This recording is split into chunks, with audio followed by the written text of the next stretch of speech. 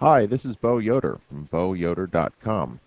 Just a lesson today about trading in multiple time frames, as I often do, utilizing all of the skills as a position, swing, and intraday trader or scalp trader in order to maximize the efficiency of any trading idea.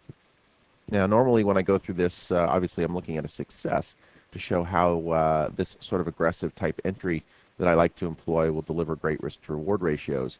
But instead, I'd rather show you a failure because one of the most powerful reasons for being aggressive when it comes to trading and taking entries against areas of support or resistance is that often the market will allow you to kind of wriggle out of a trade with either a small profit or a small loss, rather than taking either the full stop as the trade unwinds.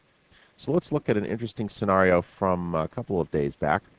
Here you can see on this chart, a daily chart of the S&P 500 E-mini, the ES, that the market had broken out to the upside and had come back down to test an area of support. Now this green line is what I call my Yoder angle, and it is a proprietary blend of price and time information that essentially plots a couple of points on the chart and then connect to those points, and that gives me an angle. And as you can see, the market tends to trade against these levels, here showing up as support, and here now showing up as resistance for the last couple of days. But the trade I want to look at is this day right here, and actually just the day prior, which is the 12th. The market was selling off, coming down into this area of support, and you can see if we move over now to a 15-minute chart, the weakness of that session and also the support level, as shown by the green line here that we saw before, expressed on the daily chart.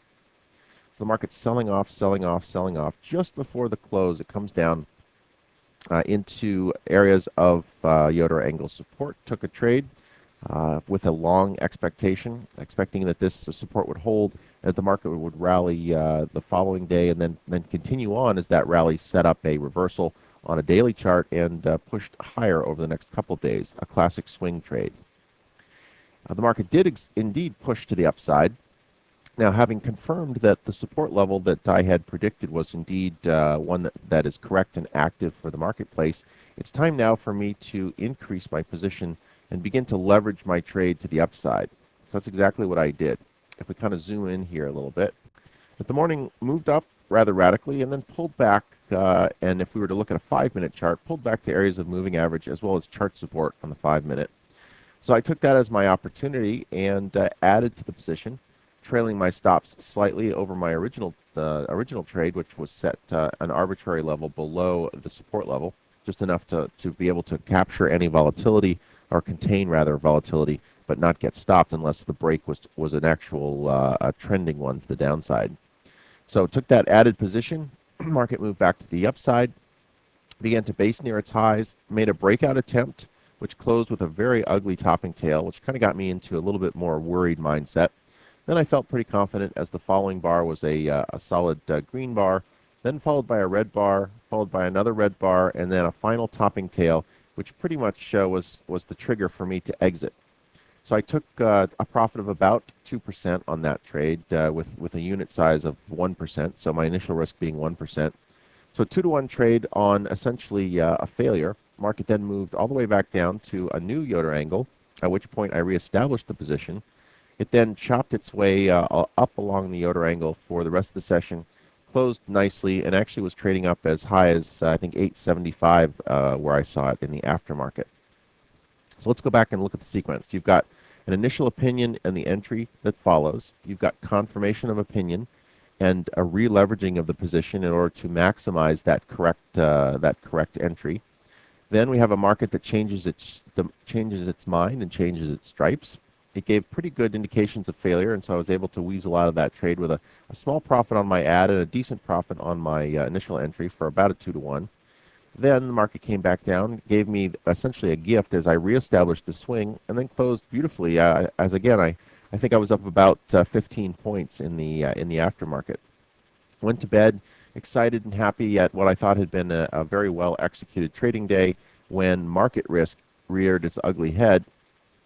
And as you can see, the market gapped right down to Yoder angle support, broke it very easily, and continued lower in the next session. Obviously, took my stop actually right around the 860 area in the aftermarket. So didn't really take too much of a hit there, other than what I expected. The gap down, however, got a lot of people flustered. Big selling move. Came back up to angle again, which now, having been support once broken when retested is resistance, and that's exactly what happened. That market came back, retested that resistance area, and sold off. Is it back here? Market must have just opened. We're getting ready to begin our trading day today.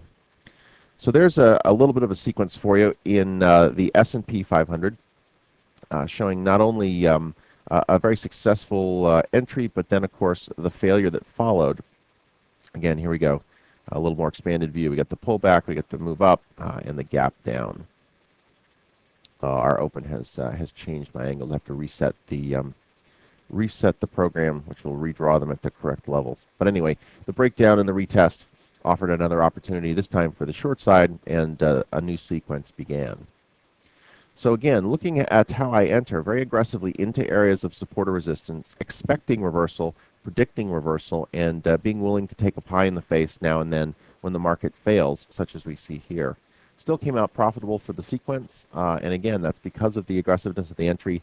Even though this first trade was a total failure, the support level that I had indicated did not hold, I was still able to get a decent profit out, which essentially bankrolled my second entry and delivered me a much a softer landing when that second entry ended up taking a stop loss later on.